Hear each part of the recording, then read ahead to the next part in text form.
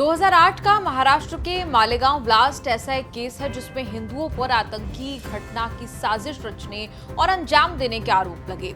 हिंदू आरोपियों की लिस्ट में साध्वी प्रज्ञा सबसे बड़ा चेहरा बनी। Lieutenant colonel Prasad Purohit, major Ramesh Upadhyay, Ajay Rahirkar, Sameer Kulkarni, Swami Dayanand Pandey, Sudhakar Chaturvedi ऐसे 7 नाम थे जो हिंदुत्व विचारधारा से जुड़े थे।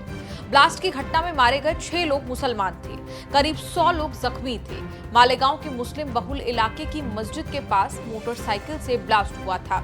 एनआईए की जांच के मुताबिक मोटरसाइकिल प्रज्ञा ठाकुर के नाम पर थी। उसी मोटरसाइकिल से कनेक्शन ने आज साध्वी प्रज्ञा को फांसी के फंदे तक पहुंचा दिया है। करीब 17 साल से चल रही आतंकी घटना की जांच में बड़े बड़े मोड़ आए। साध्वी प्रज्ञा समेत 7 आरोपियों की गिरफ्तारी हुई। 2014 में सरकार बदलने पर आतंकी घटनाओं की जांच करने वाली सबसे बड़ी एजेंसी एनआईए पर जांच में ढिलाई करने के आरोप तक लगे।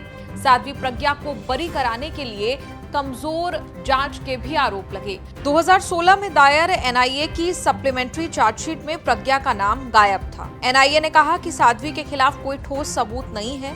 साध्वी जमानत पर छूट गई, मकोका की धारा भी हटा ली गई, लेकिन मुकदमे से बरी नहीं हुई। अब अचानक एनआईए ने बड़ा यू टर्न लेते हुए केस की सुनवाई कर रही मुंबई की स्पेशल एनआई कोर्ट से साध्वी प्रज्ञा समेत 7 आरोपियों पर गैर कानूनी गतिविधि रोकथाम अधिनियम यानी यूएपीए के तहत मौत की सजा यानी फांसी की मांग की है। एनआईए ने कोर्ट को 1389 पेज की आखिरी दलील में मौत की सजा की मांग की तो सनसनी मची। जिस आरोप के लिए एनआईए ने मौत की सजा की मांग की है, 1 साल पहले तक बीजेपी सांसद हुआ करती थी, भगवाधारी हैं, हिंदुत्व की विचारधारा पर चलती हैं। 17 साल से चल रहे मालेगांव ब्लास्ट केस में जजमेंट की डेट आ गई है। 8 मई को मालेगांव ब्लास्ट केस का फैसला कोर्ट सुनाएगा। उसी जजमेंट से पता चलेगा कि साध्वी प्रज्ञा समेत 7 हिंदू आरोपी दोषी हैं या नहीं। अगर दोषी हैं तो सजा क्या होगी, कितनी होगी। एनआईए ने मौत की सजा मांगी है, लेकिन फाइनल फैसला कोर्ट को करना है कि क्या करना है। वैसे जिस कोर्ट में केस की सुनवाई चल रही है उसमें 17 साल में 5 जजों का ट्रांसफर हो चुका है। 5वें जज ए.के. लाहोटी का भी transfer order Mumbai high court से निकला था। केस और लंबा खिंच गया। इसी ग्राउंड पर इसी महीने उनका ट्रांसफर रोका गया। चूंकि मालेगांव का केस एकदम जजमेंट स्टेज में है, इसलिए जज लाहोटी ही फैसला करेंगे। मालेगांव ब्लास्ट ने देश में नए विवाद को जन्म दिया। भगवा आतंकवाद कहा जाने लगा। ब्लास्ट की घटना के समय साध्वी प्रज्ञा बीजेपी में नहीं थी, लेकिन जीवन भर हिंदू और आरएसएस से जुड़े संगठनों में सक्रिय रही। मालेगांव की घटना ने उन्हें देश का चर्चित और विवादित चेहरा बना दिया। साध्वी प्रज्ञा का पूरा नाम प्रज्ञा सिंह ठाकुर है। मध्य प्रदेश के भिंड जिले के खचवाहा गांव में जन्मी प्रज्ञा सिंह की चर्चा 2008 के मालेगांव ब्लास्ट केस से शुरू हुई। नाम बदनाम होकर भी इतना नाम हुआ कि साध्वी बीजेपी की लाडली हिंदुत्व की राजनीति का चेहरा बन गई। ब्लास्ट जैसे केस में गंभीर आरोपों के बाद भी साध्वी को बीजेपी ने अपना लिया। 2017 में औपचारिक रूप से बीजेपी ज्वाइन कर ली। 2019 में बीजेपी ने भोपाल से दिग्विजय सिंह जैसे कांग्रेसी दिग्गज के खिलाफ लोकसभा चुनाव लड़वाकर सांसद बना दिया। दिग्विजय सिंह और साध्वी की लंबी तनातनी रही। साध्वी दिग्विजय सिंह और यूपीए सरकार में गृह मंत्री रहे पी चिदम्बरम को फंसाने का आरोप लगाती रही। सनातन धर्म के बयानों के कारण भी दिग्विजय सिंह बीजेपी के निशाने पर रहे। बीजेपी में साध्वी की राजनीति खूब ऊपर नीचे हुई। 2019 में लोकसभा चुनाव खत्म होने के 2 दिन पहले उन्होंने महात्मा गांधी के हत्यारे नाथूराम गोडसे को सच्चा देशभक्त कहा था।